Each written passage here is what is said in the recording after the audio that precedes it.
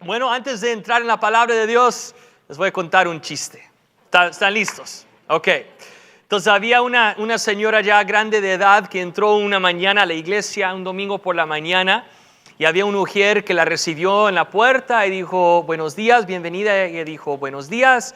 Dice, y el mujer le preguntó, ¿y dónde quiere sentarse? Ella dijo, yo me quiero sentar enfrente, en la primera fila, en el centro, aquí. Y la mujer dijo, no, tú no te quieres sentar ahí. Y ella dijo, ¿por qué? Dice, es que nuestro pastor es bien aburrido, te vas a dormir durante el sermón, vas a estar ahí sufriendo, no te va a gustar, mejor te muestro otro lugar donde te puedes sentar y puedes estar más tranquila y dormir en paz, ¿no? Entonces esta señora dijo, ¿tú sabes quién soy? Y él dijo, no, dice, yo soy la mamá del pastor.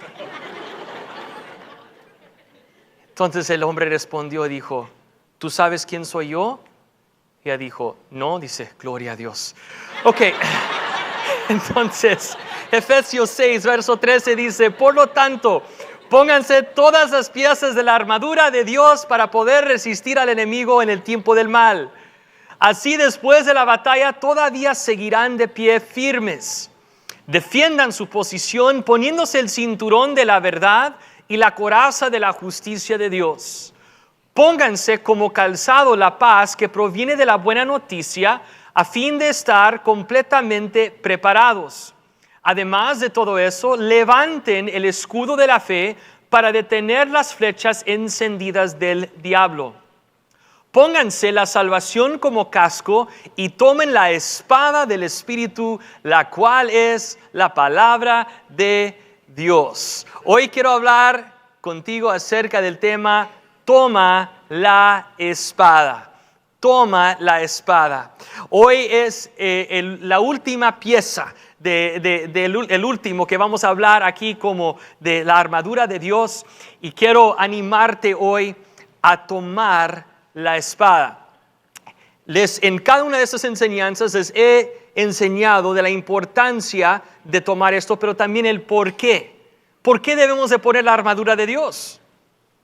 ¿Tengo que hacerlo? ¿Es necesario? ¿Por qué debo de hacerlo? Pues nos dice aquí en el verso 13, dice, para poder resistir al enemigo.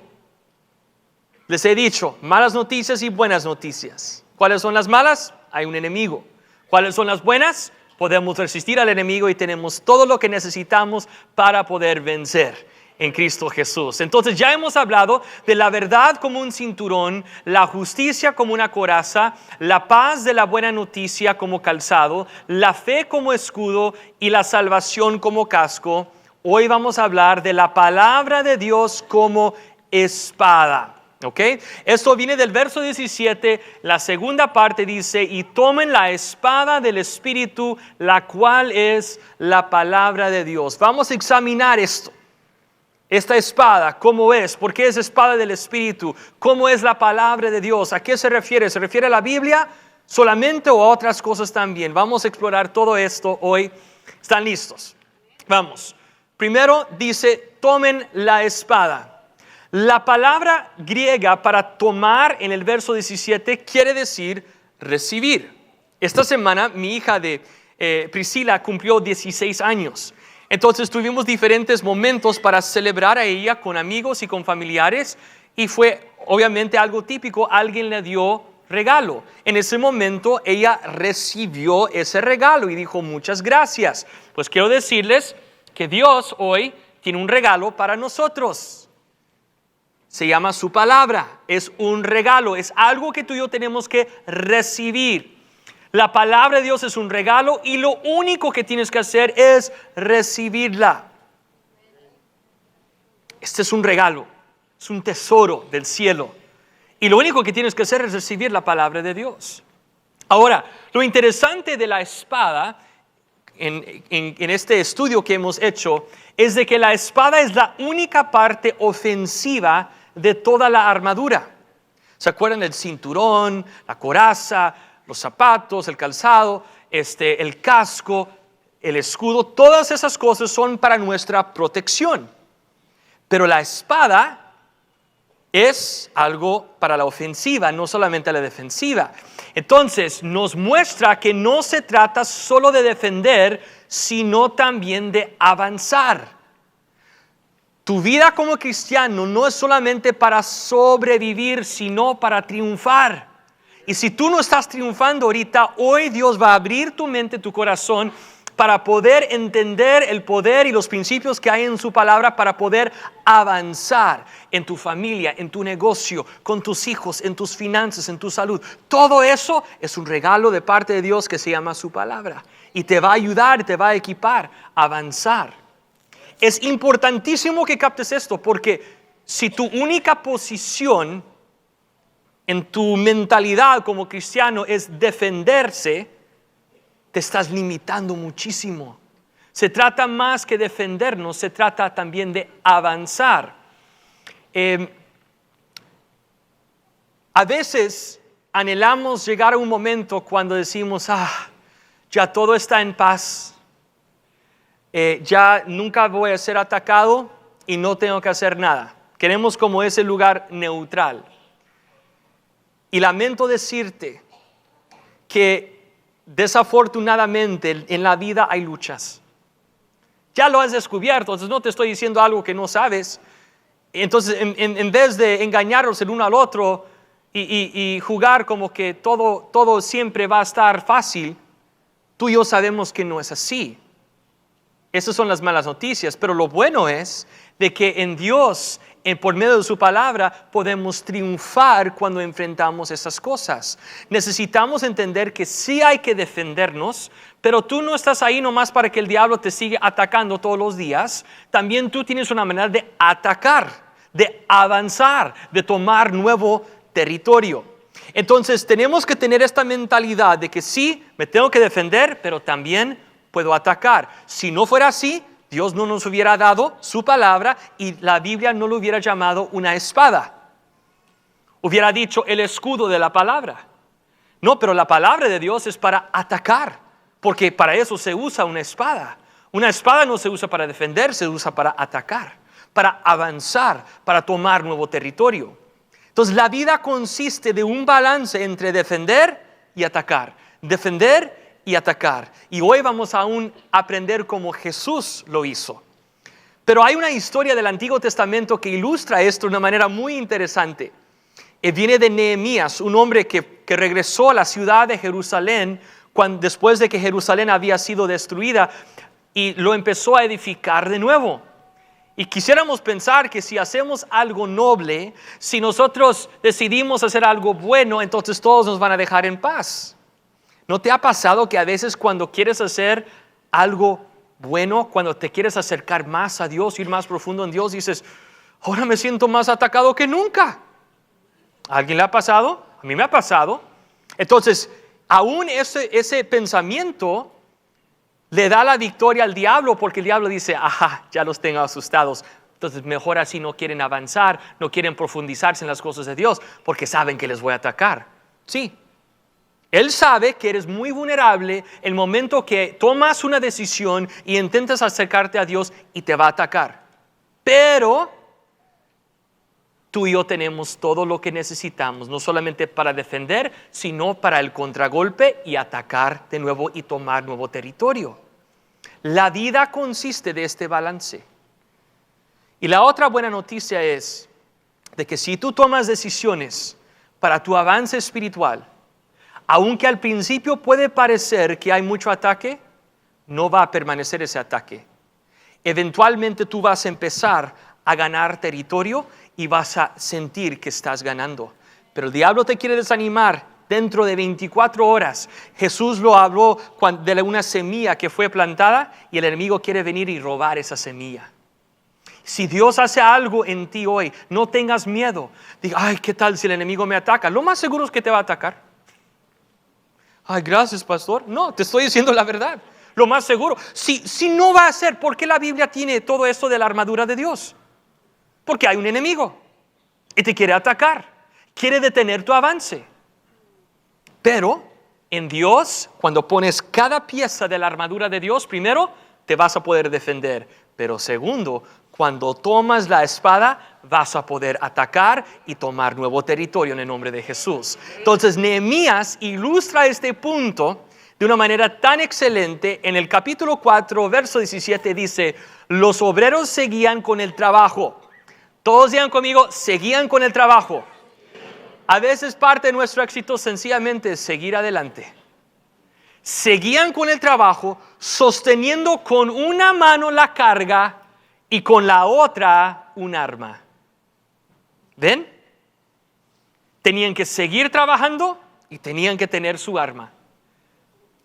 No hay momentos en nuestra vida que podemos decir, ok, es pura paz, o es solamente enfocarnos en construir, o es pura guerra. Es una mezcla de todo al mismo tiempo. Tú tienes lo que necesitas para no solamente sobrevivir, sino para triunfar. Entonces vamos a hablar, ¿cuál es la espada del Espíritu? El tema del Espíritu Santo es algo tan bello y tan profundo. Podríamos tomar meses solamente hablando del Espíritu Santo y su aplicación a estos temas. Pero vamos a marcar por lo menos un contraste y entender esta espada y entender lo que no es. Lo opuesto de la espada del Espíritu sería la espada de la carne. En otras palabras, en vez de hacer cosas a través del Espíritu de Dios, hacerlo en mis fuerzas, hacerlo con mi mentalidad, que yo soy muy inteligente, que yo tengo mucho talento, que yo solito lo puedo. Mira, tal vez sí, tal vez no, por una temporada, pero eventualmente todos nos damos cuenta de que dependemos y necesitamos a Dios y que en nuestras propias fuerzas fallamos. Si has experimentado victorias hasta este punto, a Dios sea la gloria. Y las siguientes victorias que vas a experimentar, a Dios sea la gloria. Y no será por quién eres tú, sino por quién es Él y a través de su Espíritu. La espada de la carne es intentar hacer todo en tu poder versus el poder del Espíritu de Dios. Zacarías 4:6 dice, no es por el poder ni por la fuerza, sino por mi Espíritu, dice el Señor de los ejércitos celestiales. Toma la espada del Espíritu. Es algo sobrenatural. Es algo que va más allá de nuestro talento e inteligencia. Va más allá de que somos buena gente o somos nobles, lo que tú quieres decir. Qué bueno si eres esas cosas, pero no se compara con tener el Espíritu de Dios obrando a tu favor. La espada es la palabra de Dios. Quiero mostrarte una conexión en algo que ya que te lo voy a presentar, cuando empieces a leer tu Biblia lo vas a ver por todos lados. Es que a veces cuando alguien nos llama la atención a algo, de repente lo empezamos a notar por todos lados. Es como cuando uno compra un coche nuevo, ¿verdad?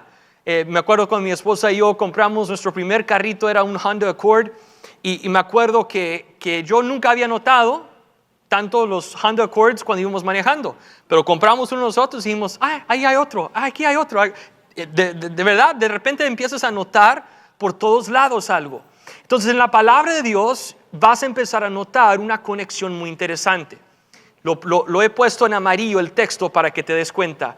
Mateo 4:4.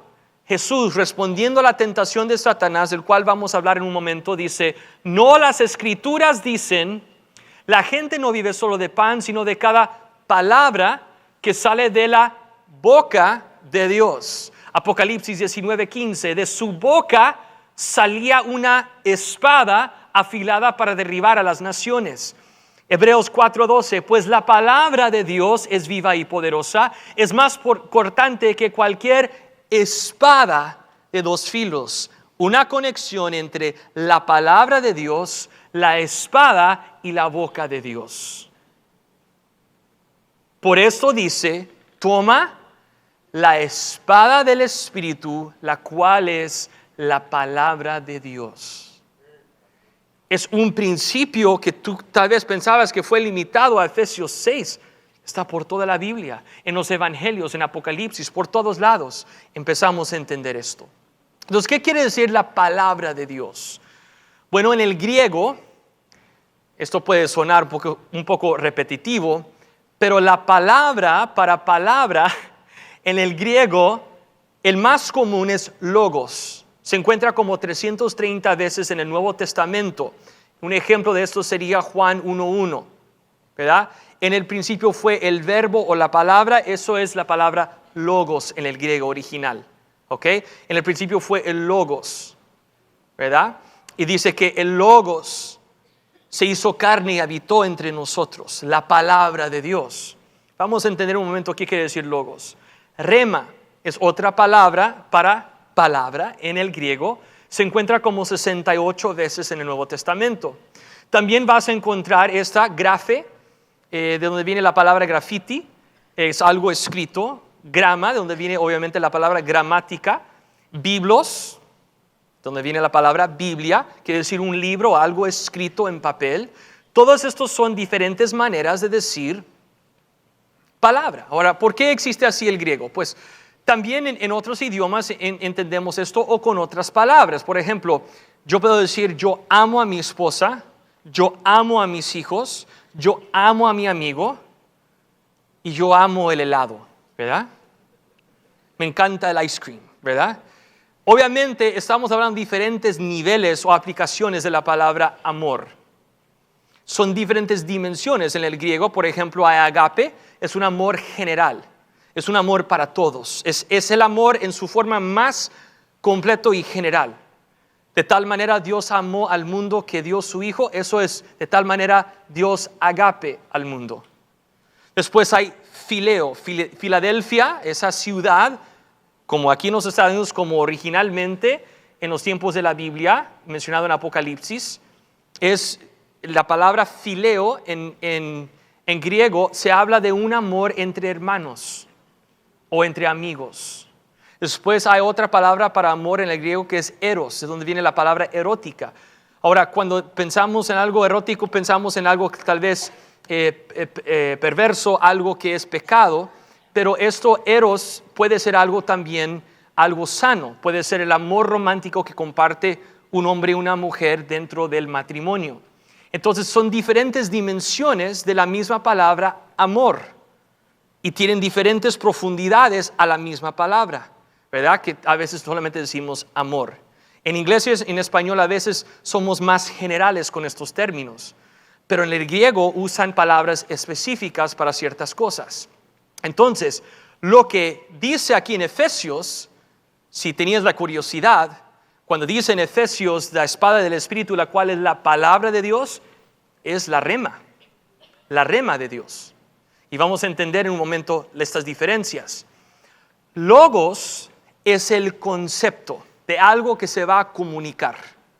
¿Ok? Es esa idea que vas a transmitir. Pero rema es algo que es dicho o proclamado. Logos puede ser escrito, puede ser algo que se dice. Pero es lo más completo de todo esto, es el concepto, es la verdad, es el pensamiento en sí. Si es escrito, si es dicho, lo que sea. Pero rema sí se limita a algo que nosotros decimos. Ahora, otra conexión aquí. Si la espada del Espíritu, la cual es el rema de Dios, la palabra de Dios, quiere decir que a nosotros nos toca proclamar algo y decir algo. La Biblia nos dice que hay el poder de vida y muerte, ¿dónde? En nuestra lengua. Nuestras palabras tienen consecuencias, implican cosas. Cuando Dios creó al mundo, ¿cómo lo hizo? ¿Con sus manos? ¿Con sus pies? ¿Con los ángeles? No, con sus palabras. Toma la espada del Espíritu, la palabra de Dios, y declárala. Ahora, cuando estamos hablando de guerra, cuando estamos hablando de competencia, de defensiva y ofensiva y todas estas cosas, hay algo que se llama el contragolpe, ¿verdad? Entonces, por ejemplo, en el boxeo, cuando uno está preparándose para pelear y conoce a su enemigo, ¿verdad? y van entrenando, ¿verdad? Su entrenador le va a decir, ahora, recuerda, Tim, que él siempre va a venir aquí con su brazo izquierdo, así. En ese momento, prepárate para agacharte y después un contragolpe. Es una estrategia para prepararte de antemano para el ataque del enemigo. En el fútbol vemos esto en un tiro de esquina, ¿verdad? Entonces un tiro de esquina es algo donde hay mucha ventaja para el equipo que tiene el balón, pero también hay mucho peligro. ¿Por qué? Porque cuando meten el tiro de esquina, si el otro equipo que está defendiendo de alguna manera puede agarrar el balón y pueden ir corriendo rápido, el campo está abierto, porque todos los jugadores están ahí para el tiro de esquina. Entonces es un contragolpe, es una manera de atacar después de que ha sido atacado. ¿Están conmigo? Entonces, les voy a contar del contragolpe supremo. Es cuando Jesús fue tentado por el diablo. Porque el diablo intentó atacar a Jesús. Y de Jesús vamos a aprender y tomar nuestro ejemplo de cómo responder cuando somos atacados. ¿Cómo se responde? Con un contragolpe. ¿Cómo es ese contragolpe? Jesús nos va a mostrar. Está en Mateo 4, verso 3. Dice, en ese tiempo el diablo se le acercó y le dijo, si eres el Hijo de Dios, di a estas piedras que se conviertan en pan. Ese fue el ataque, ¿verdad?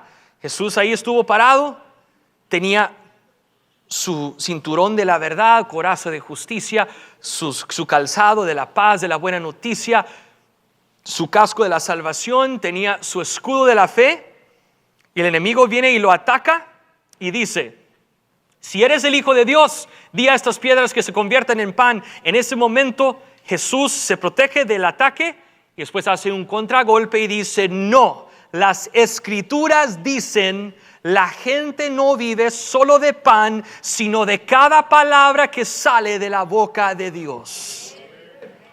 ¿Cuál fue la estrategia del contragolpe de parte de Cristo? Las Escrituras dicen, escrito está. ¿Por qué?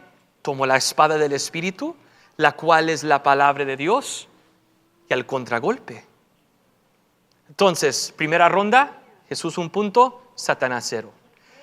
Segunda ronda, si eres el Hijo de Dios, tírate, pues las Escrituras dicen, Él ordenará a sus ángeles que te protejan y te sostendrán con sus manos para que ni siquiera te lastimes el pie con una piedra. Jesús le respondió, las Escrituras también dicen, todos digan conmigo también. Las Escrituras también dicen, no pondrás a prueba al Señor tu Dios. Segunda ronda, Cristo 1 punto, Satanás 0. Ya va ganando 2-0. Pero tenemos que notar aquí algo bien delicado. ¿Se dieron cuenta de la táctica del enemigo en la segunda ronda? Vamos a regresar. Dice, las Escrituras dicen, ¿quién está hablando? Satanás. Satanás empieza a citar Escritura. Las Escrituras dicen, Él ordenará a sus ángeles que te protejan. ¿Es verdad? Sí. Y te sostendrán con sus manos para que ni siquiera te lastimes el pie con una piedra. ¿Es verdad? Sí. Pero también es verdad, no pondrás a prueba al Señor tu Dios.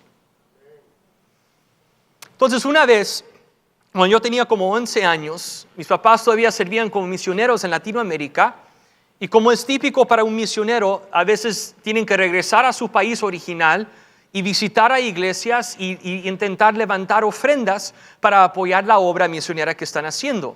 Y precisamente estábamos haciendo eso en un estado que se llama West Virginia.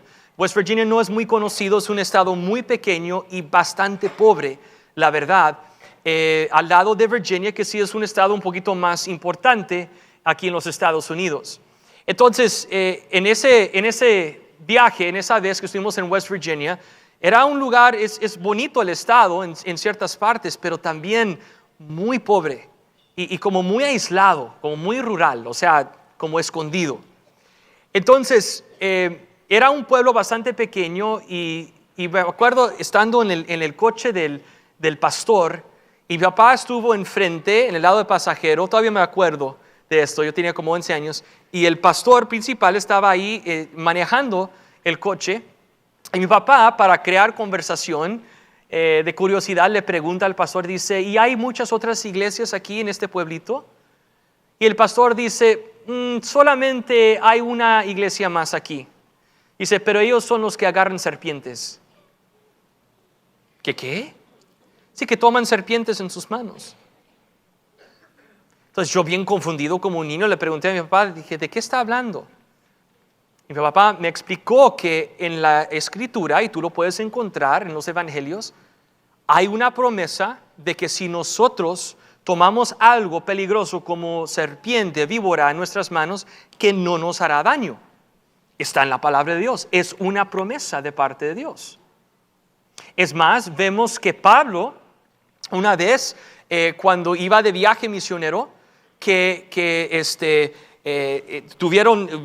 una tormenta y terminaron en una isla así muy escondida allá, y llegó a esa isla y una víbora lo mordió. Y todos estaban pensando, se va a morir en 10 segundos. Pues pasó 10 minutos y todavía nada, y dijeron, este es un Dios entonces. ¿Por qué? Porque de manera sobrenatural esa escritura de los evangelios se aplicó. Pablo, haciendo la obra de Dios, un serpiente, una víbora lo mordió y nada le pasó, porque es verdad de Dios. Pero eso es muy diferente que lo que hacía y hacen algunas iglesias que son como sectas bastante raras. Durante su servicio, en el momento de adoración, después de cantar, sacan una caja de serpientes vivos, los ponen en la plataforma y alguien pasa y empieza a tomarlo en sus manos a ver si sobreviven. Existe en los Estados Unidos hasta hoy en día. ¿Por qué? Porque fueron engañados a solamente enfocarse en esta parte, y alguien necesita mandarles, es más, les voy a mandar un correo electrónico, voy a buscar dónde están y decirle, oye, checa Mateo 4:7 y dejan de ser locos, ¿no? Dice, no pondrás a prueba al Señor tu Dios. Entonces, ¿qué pasa con esto? De que a veces nos confundimos con la palabra de Dios, porque un texto fuera de contexto se hace un pretexto. Recuerda eso siempre. Texto fuera de contexto es un pretexto. La manera que les estoy enseñando esto, estamos predicando de Efesios 6. ¿Saben cuántas referencias al mismo libro de Efesios he hecho? ¿Por qué? Porque les expliqué. Estamos leyendo página 6 de 6 páginas de una carta. Si lo quieres llamar así, en vez de capítulo, llámalo página por un momento. Tenemos que entender el contexto. La manera más sencilla, más obvia de entender contexto es leer los versos antes y versos después, a ver si todavía tiene sentido lo que tú estás diciendo, la manera que estás interpretando la palabra de Dios. Segundo, busca el contexto de todo el resto de la Biblia. La Biblia no se va a contradecir. Entonces Jesús dijo algo aquí tan poderoso, dice, las Escrituras también dicen. Una vez alguien se me acercó para consejería. Pastor, yo sé que estás ocupado, pero necesito tu consejo en algo. Y dije, sí, claro que sí, con mucho gusto. Entonces los recibí para una cita y empezaron a explicarme lo que estaba pasando. Dije, pues qué bueno que me pides esta consejería. Mira, de acuerdo a la palabra de Dios, yo creo que debe ser esto y aquello y lo siguiente, ¿no? Dijeron, no sé si estoy de acuerdo, pastor. Primer pensamiento que tuve es, ¿por qué me preguntaste? ¿No? Pero la segunda fue de que me dijeron, es que pregunté a otro pastor y ellos me dijeron esto. Dije, entonces, ¿estás de acuerdo con eso? Dice, no, tampoco con ese. Oh, ok. Dice, y es más, pregunté a otro pastor y ellos me dijeron, llamé al pastor a la iglesia donde yo antes iba y me di cuenta que yo era número 5, ¿no? De personas que habían preguntado por consejo. Y dije, oye, pero hermano, no hagas eso, te vas a confundir mucho. Y ellos me dijeron, es que la Biblia dice que en el consejo de muchos hay sabiduría. ¿Lo dice o no dice la Biblia? Sí lo dice. Pero las Escrituras también dicen que solo tenemos un Padre en la fe.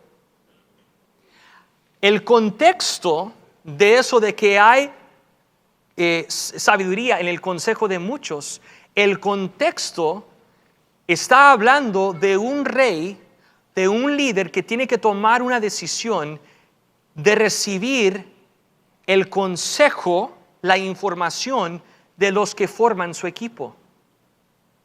Eso es muy diferente de una oveja que le pide consejo a su pastor de ovejas y cuando no le parece brinca la cerca y va con otro pastor de ovejas. Y tampoco voy a brincar y siguen brincando de cerca a cerca, de lugar de campo a campo para ver dónde van a encontrar por fin a alguien que está de acuerdo con ellos. Ten cuidado, porque Satanás puede usar la misma Biblia para confundirte. La palabra de Dios tiene poder y es importante conocer la palabra de Dios bien para poder utilizar ese poder. Ronda número 3. Satanás le dice, te daré todo esto, hablando de los imperios del mundo, si te arrodillas y me adoras. ¿Sabe lo chistoso? Satanás está ofreciendo venderle algo a Cristo que ya le pertenecía. En verso 10 dice, vete de aquí, Satanás, le dijo Jesús, porque las Escrituras dicen, adora al Señor tu Dios y sírvele únicamente a Él. Ahora, les mencioné que todos nosotros pensamos que hay 3 tentaciones que Satanás presenta a Jesús. Pero hay una cuarta. Es difícil de verla. Pero entendiendo un poco contexto, vas a ver cuál es.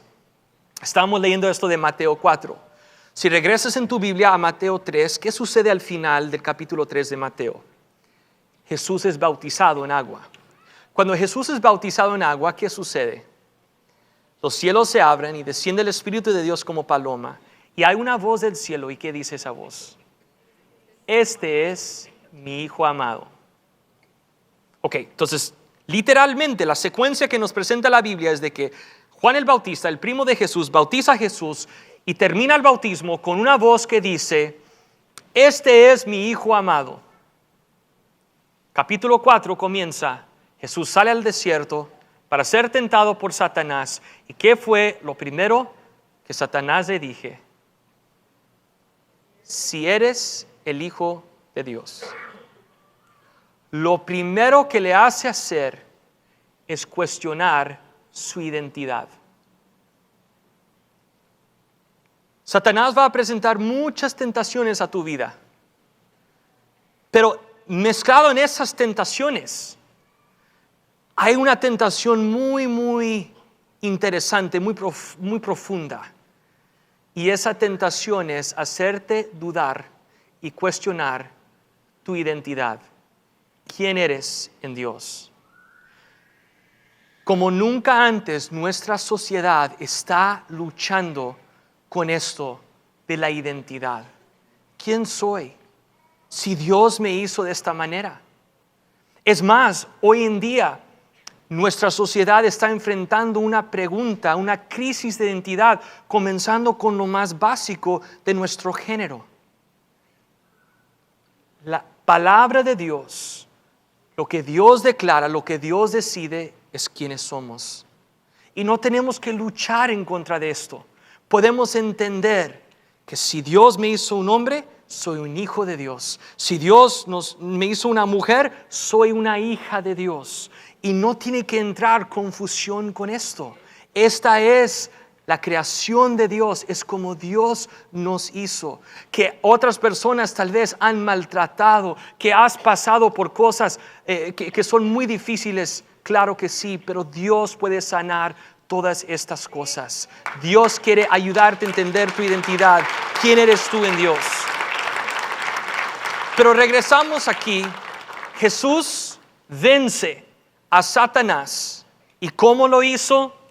Las Escrituras dicen, otra traducción dice, escrito está. ¿Sabe lo que Cristo hizo? Convirtió el logos en rema. El logos es ya la palabra de Dios, el concepto, la verdad que Dios decide, que Él crea, que Él declara. Pero cuando Jesús tomó lo que había leído desde ser niño, el logos de Dios, y después lo declaró contra Satanás, el logos se convirtió en rema. ¿Por qué? Él declaró la verdad de la palabra de Dios a su circunstancia. Y nosotros tenemos que hacer lo mismo. Cuando tú estás enfrentando luchas en tus finanzas, declara la palabra de Dios. Y el logos que dice que mi Dios va a proveer todo lo que yo necesito según sus riquezas en gloria, se convierte en rema, que es una palabra declarada, que estoy tomando el concepto y la verdad de Dios y lo estoy proclamando como una palabra y sale como una espada a mi situación. Cuando estás enfrentando situaciones en tu cuerpo con enfermedad, declara: Dios dice que por las llagas de Jesucristo yo soy sanado, que puedo mandar la palabra y seré sanado. Estás convirtiendo el logos en rema. A cualquier situación, declara la palabra de Dios a esa situación. Aquí entra un detalle. Para poder usar la palabra de Dios, tenemos que conocer la palabra de Dios. Cuando Satanás presentó la primera tentación a Jesús, Jesús no dijo: bueno, dame una semana para investigar y pensarlo. A ver, déjame meterme a Google a ver qué dice aquí. No, Jesús ya sabía. ¿Por qué? Porque como dijo el salmista en Salmo 119, verso 11, he guardado tu palabra en mi corazón para no pecar contra ti. Para poder usar esta espada, tienes que conocerla. Tienes que saber cómo se usa. Imagínate irte a la guerra por primera vez y enfrentar al enemigo y nunca haber usado una espada en tu vida. Tienes que saber cómo usar esa espada. Tienes que entender que todo lo que tú necesitas para cualquier decisión que estás por tomar, lo puedes encontrar aquí en la palabra de Dios. No toma ninguna decisión en tu vida sin primero consultar con la palabra de Dios a ver si esto se alinea con lo que dice la palabra de Dios. Si escrito está, si las escrituras dicen a esta situación. ¿Por qué? Salmo 119, 105 dice: tu palabra es una lámpara que guía mis pies y una luz para mi camino. Mi oración por ti hoy es de que empieces a experimentar un avivamiento de amor por la palabra de Dios. Que en todo momento sea lo que tú estás buscando. Dice en Salmos 1:2, dice: sino que se deleitan en la ley del Señor, meditando en ella día y noche. ¿Cómo ves tú a tu Biblia? Imagínate ir al campo de batalla y ver un soldado todo vestido, todo con su armadura, con su escudo, y ahí en el suelo, en el piso, hay una espada. Y dicen: vamos a la guerra. Y dice: ok, vamos. Y deja la espada ahí. ¿Qué estás haciendo? No puedes conquistar al enemigo sin una espada. Tienes que tomarla en tu mano y usarla. Y tienes que ver a esto como algo tan especial, como un tesoro. Dice Salmos 19:10, dice: son más deseables que el oro, incluso que el oro más puro. Son más dulces que la miel, incluso la miel que gotea del panal. ¿Sabe que mi esposa leyó que hay una tradición entre los judíos? Las mamás judías ponen una gota de miel en las páginas de una Biblia judía para que los niños empiezan a asociar que lo que están leyendo es algo dulce. ¿Cómo ves tú a tu Biblia? ¿Una espada que guardas ahí en el closet? ¿O una lámpara que llevas contigo a todo lugar? una espada que sabes cómo usar para conquistar. Algo que te ayuda. Salmo 119, verso 24 dice: tus leyes me agradan, me dan sabios consejos. Mira, como iglesia, como pastores, tenemos un gran equipo de pastores. Estamos aquí para aconsejarte. No tomas grandes decisiones en tu vida sin recibir consejo de parte de líderes y pastores aquí en la iglesia. Además de pastores, tenemos buenos líderes que pueden ayudarte a tomar buenas decisiones. Pero solamente vamos a confirmar lo que tú ya debes de haber encontrado en la palabra de Dios. Y si eres nuevo a la palabra de Dios y no sabes dónde encontrarlo, te vamos a ayudar, te vamos a decir: mira, nuestro consejo para ti es: haga esto y aquello. ¿Por qué? Porque la Biblia dice esto. El consejo va a venir de la palabra de Dios. Las Escrituras dicen, esa es nuestra espada. Es lo que nos da poder para vencer. Josué 1:8 dice: estudia constantemente este libro de instrucción, medita en él día y de noche para asegurarte de obedecer todo lo que ahí está escrito. Solamente entonces prosperarás y te irá bien en todo lo que hagas. ¿A quién le gustaría prosperar y que todo te vaya bien? A cada uno de nosotros. Entonces toma la espada para que entonces prosperarás y te irá bien en todo lo que hagas. Toma la espada para que derrotes al enemigo. No te vayas a la guerra sin tu espada. Toma la palabra de Dios y úsala. Y para poder usarla tenemos que conocerla. Y para conocerla tenemos que amarla. Este es más dulce que la miel. Yo quiero orar por ti hoy. Padre, oro por un avivamiento en nosotros como iglesia, como familias, como personas. Queremos amar tu palabra, Dios, como nunca antes. Perdónanos, oh Dios,